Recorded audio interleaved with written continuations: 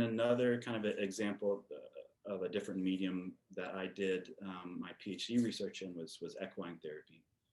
And for a lot of people don't know a whole lot about equine therapy, but the short version is horses are the most sentient animal, in the world, right above bottlenose dolphins.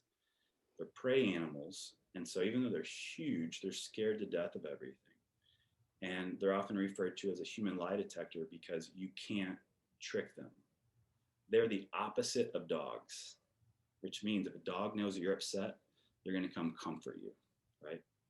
If you're unregulated, a dog is going to come help regulate you. If you're around a horse and all of a sudden become unregulated, they're out. Mm-hmm. They're out quick, right? And so when I work with people in equine therapy, and particularly veterans, the first and most important part of equine therapy is working to build a relationship with a horse where you can stay with them, where you can connect with them, and build that relationship, right? Mm-hmm. So that puts you very, very, very much in here and now, very gestalt. You can't be thinking about what you're getting for lunch later. You can't be thinking about something from last year.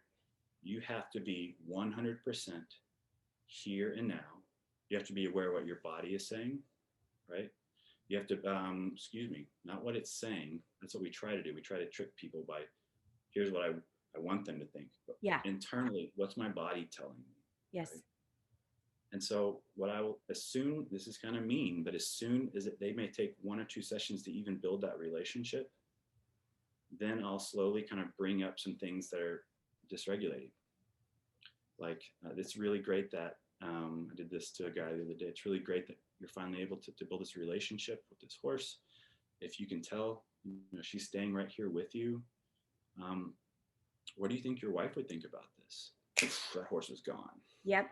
Right. This client wasn't getting along with their wife at the time, and so he had to start all over. But before he could redo it, he had to what just dysregulated me? What happened to my heart rate? Yeah. What happened to my body? What am I feeling? And we had to talk through that before he could go and reconnect again. And so once we do that 3 or 4 times, and they become very well aware that I have to keep this relationship, and the only way that I can do it is being regulated. And once they have that, then going into their trauma, they're doing this really great thing of I'm keeping one hand on the relationship and then one hand on the trauma. And I can regulate while doing this.